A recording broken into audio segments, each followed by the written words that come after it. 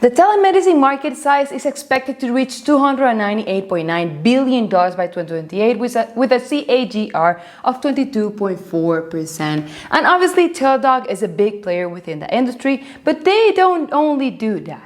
Hello everyone, welcome back to the channel. Today we will talk about why Teladoc stock has been dropping since their earnings, also why are investors starting to think it is a bad investment, and what is my take on all that. Am I closing my position or am I buying more? Let's start with what the articles say. First, we see that Teladoc drops despite revenue beat as 2021 outlook indicates a slowdown. Obviously, us retail investors read this talking about a slowdown for a growth company that we are investing in, and obviously it sounds scary, but I do not agree with this article and you're going to see why. So, Teladoc first quarter revenue increased 151% year over year to $453.7 million, driven by a 56% year over year growth in total visits, which stood at 3.2 million. Then in quarter 1 2021, US paid memberships and US visit fee only access jumped 20% and 15% year over year compared to 41% and 10% in quarter 4 2020 respectively. Now, here is where things start looking weird. They talked about net loss has widened more than 6 times from prior year quarter to reach $199.6 million, while the cash and cash equivalents have dipped 1.8% for 2020 to $720 million.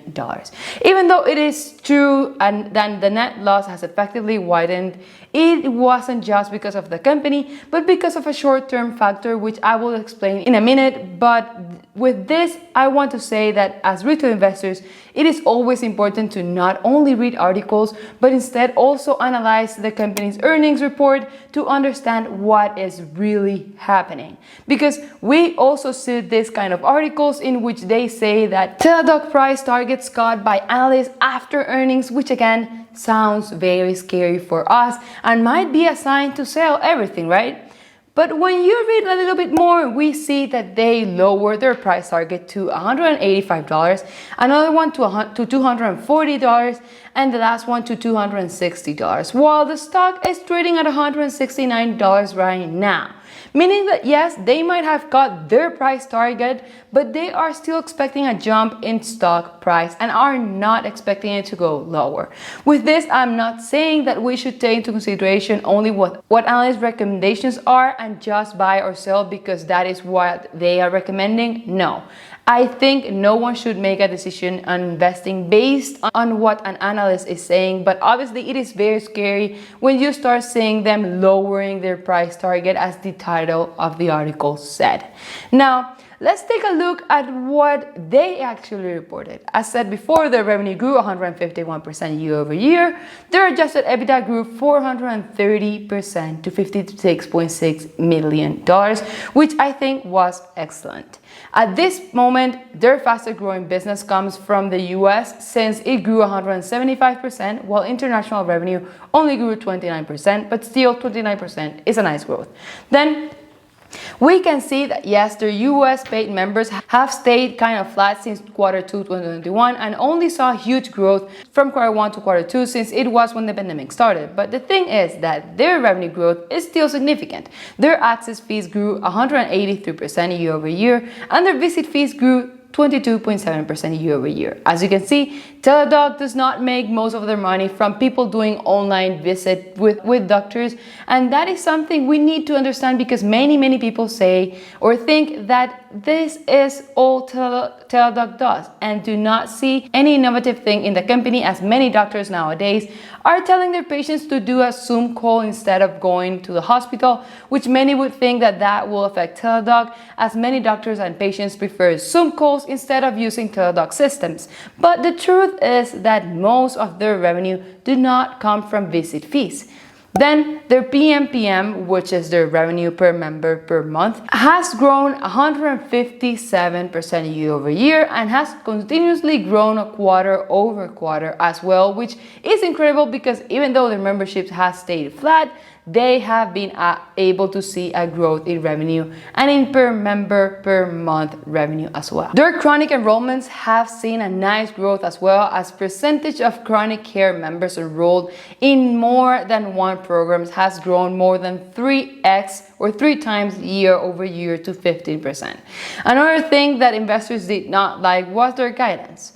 They are expecting a revenue growth of 105 to 110% for quarter 2 and about 80 to 85% for the whole 2021, which would be a slowdown from the 98 or 95% that they had in 2020. But we do have to take into consideration that 2020 the pandemic started and companies like Teladoc saw a huge acceleration in growth, so I don't think it is fair that we compare growth in 2020 versus the growth in 2021, as we were in a very different situation. Also, they are still expecting a growth of 80 to 85% year over year in revenue. That is still huge amount of growth for this company, to be honest, and I don't see anything bad with it right now. It might be a slowdown, but as I told you, 2020 was an outlier. Now, let's check their financials so I can explain why I think that their net loss is a short-term problem. First of all, they reported $453 million in revenue, which is a huge growth. Obviously, I do have to say that when you see their total expenses growing so much to $538 million from $201 million, it's scary because we see how advertising and marketing grew a lot, how sales grew, how technology and development grew a lot, and the same with general administrative, and obviously same happened with depreciation and amortization. So seeing their net loss growing from $29 million to almost $200 million is a lot and very scary, but that is why we need to read a little bit more everything that we can't understand by just seeing their numbers. In the very second page of the report, they talked about net loss. If we read this, they explain that net loss includes a stock-based compensation expense of $86.3 million, an increase of $68 million from quarter 1 2020, and they specifically explain substantially reflecting higher expenses associated with Livongo stock awards that continue to vest after the merger. Net loss also includes amortization of acquired intangibles of $45.4 million for the first quarter of 2021, an increase of $37 million. Again, that is involved with acquiring intangible assets from the Livongo and InTouch Health acquisitions. Lastly, another Livongo effect, their net loss includes a non-cash income tax charge of $87 million for the valuation allowance on stock compensation benefits.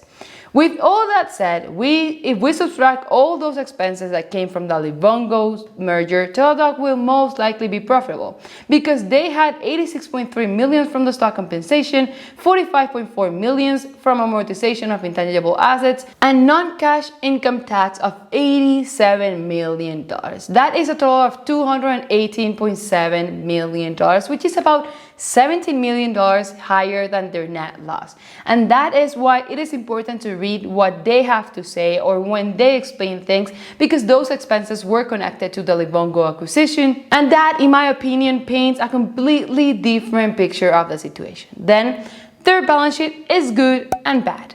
They have total current asset of $1 billion and current liabilities of only $260 million. That side of the balance sheet is very, very nice.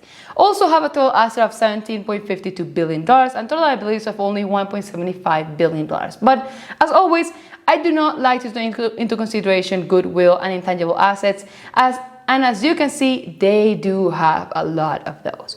I don't like to take into consideration these two assets when analyzing a balance sheet because both don't have any tangible value since they are non-physical. And as Warren Buffett says, it should be subtracted from the total assets in order to have the total tangible assets, because goodwill increases when a company acquires new businesses, since it is the portion of the purchase price that is higher than the sum of their net fair value of all the assets purchased. Teladoc has $14 billion on goodwill and $1.9 billion in intangible assets.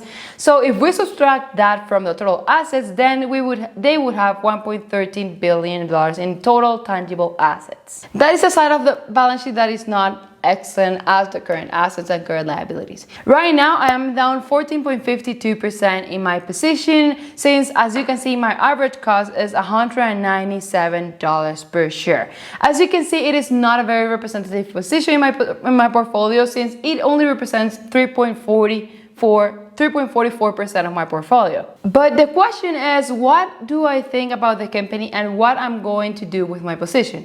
To be honest, obviously it is awful to see their loss growing that much, but we have to have in mind that it is a short-term problem that will pass by the next quarters.